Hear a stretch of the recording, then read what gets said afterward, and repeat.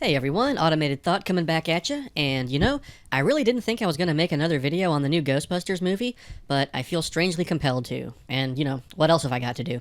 Anyway, conditions on the ground have changed, new shit has come to light. The movie has actually been released, I believe, and people, mostly film critics, are going to go see it. However, their initial reviews make me suspect that the movie is about as mediocre as I thought. I mean, let's get the obvious ones out of the way. There's some critics giving it the rave review. Fuck the haters. I mean, take this one asshole, Barry Hertz, who writes for the Globe and Mail.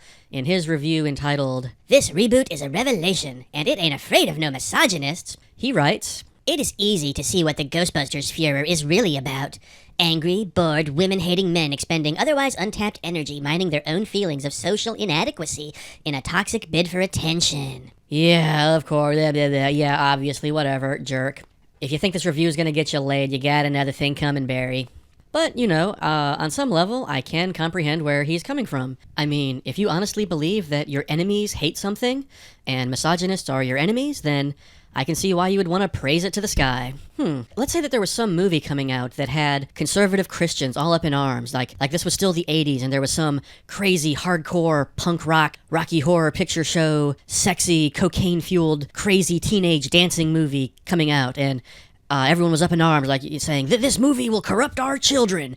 This is just juvenile delinquency, vandalism, and down-street thuggery. If that movie existed, then I would want to go see it. I would have to go see it. And even if the movie, whatever it was, turned out to be a piece of crap, I'd probably still say, "Yeah, it was good. I'm glad it exists." The important thing is, I'd be full of shit, and sooner or later, someone would call me out on it. Sometimes I get the feeling that's what these Ghostbusters people are doing. What they all seem to be saying is, this movie's lukewarm, but I'm glad it exists. Because of reasons. I mean, let's take a look at some of them. Critic Matthew Rosa, writing in Salon, says, "Watching the Ghostbusters reboot was like going to McDonald's. It is disposable, thoroughly enjoyable, and distinctly American mass-produced entertainment. I savor the flavor of a Big Mac with the same casual attitude that I and the others attending my screening chuckled throughout the movie." And to him I would say, comparing a movie to food from McDonald's does not make me want to consume it. I hate McDonald's, it tastes bad, and after I eat it, I feel bad. Moving along, critic Katie Reif says, "If I'm going to put on my movie critic hat for a minute, I didn't think Ghostbusters was a great film, just a pretty good one. The cast was great, but the direction was uninspired. That being said, I'm glad that it exists, because little girls need to see themselves represented on screen." And to her I would say, just existing is not enough, just for the sake of representation. I mean, I'm sure lots of people were glad that all of Shaquille O'Neal's movies existed, Kazam and Steel. It was good that they existed because, they appeal to kids in the ghetto or something. I mean, great, fabulous, but that doesn't mean that we have to like it. I mean, there's this bizarre thing where, on the one hand, these defenders say, "This movie's not for you, it's for 12-year-old girls." And I say, great, I'm a 35-year-old white guy. I don't want to see it then. "Well, you should! Think of the 12-year-old girls!" No, I'm thinking of me. I'm the one who has to actually sit through the movie. If I had a 12-year-old daughter, then maybe Ghostbusters would be the movie to go to this weekend.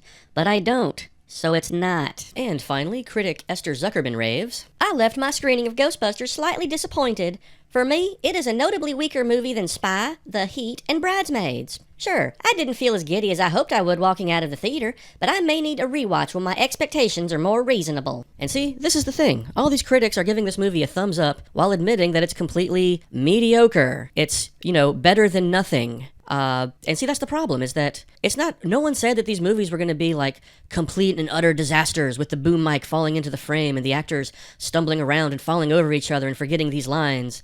No one said that. Everyone said that this Hollywood trend where they take a great, inspired movie from the past, just run it through the sausage mill, and then turn out this bland, forgettable, just acceptable, middle-of-the-road, squishy, lukewarm facsimile of it, that's what people are tired of. Same thing with RoboCop.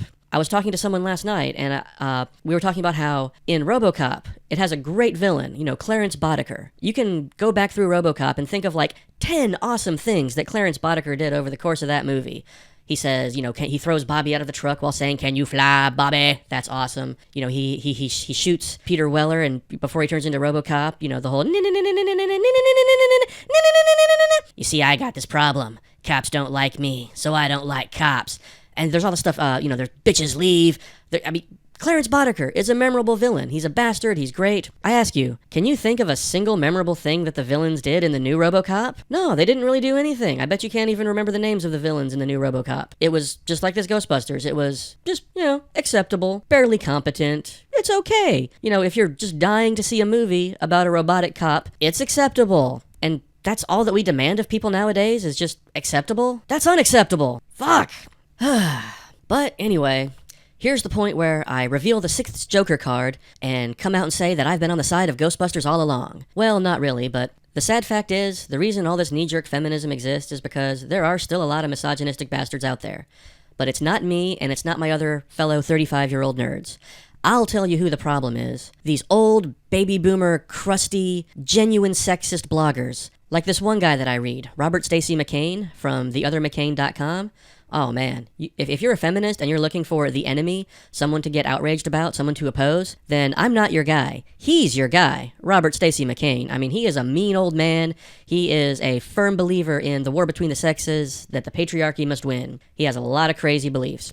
And, he unlike me, he doesn't believe that the new Ghostbusters movie is a forgettable, lukewarm piece of crap. No, he thinks it's a literal piece of evil feminist propaganda. In fact, he even hates the original Ghostbusters. Now, if you're looking for a reason to dislike Ghostbusters, this guy, Stacy McCain, he has the absolute worst reasons I've ever seen. Look at what he wrote last week. He's speaking about the original Ghostbusters, not necessarily the new one. He's against Ghostbusters in general, and here are his reasons.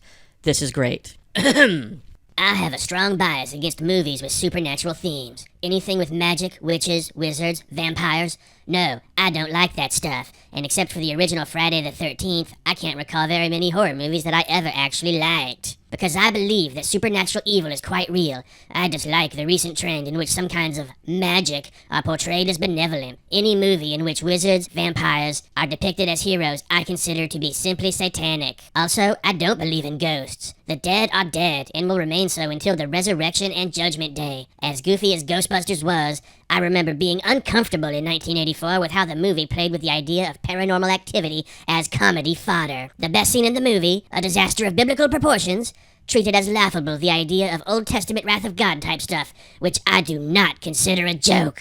Oh my god, Robert Stacy McCain, you confused old man. Really? You don't like Ghostbusters because it's against your Southern Baptist, Bible-thumping, idiotic, stupid, moronic lifestyle? I mean, come on, man. You're gonna make me side with the feminists here. I just realized that at some point in the future, I'm actually gonna have to watch the new Ghostbusters. I'm not looking forward to it. But then you never know. I mean, there's lots of bad movies that were kind of, in the junk bin that I never went back and saw. I still never saw the third Teenage Mutant Ninja Turtles movie, the one from the late 80s, the one where they travel back in time and dress up like samurai. I believe I was in like 8th grade when that came out. My best friend went and saw it. He came back and said, it's not that good. I said, it's not that good? Like, what does Shredder do in the movie? He said, Shredder's not in the movie. And I said, well, wait, if there's no Shredder, who's the villain? And he said, this guy. That's when I realized that Teenage Mutant Ninja Turtles 3 was probably best left unseen. So when it comes to Ghostbusters, it might get stuck in the same box with Ninja Turtles 3. I guess we'll see.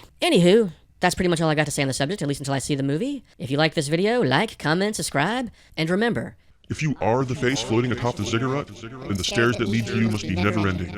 And never-ending stairs are unacceptable!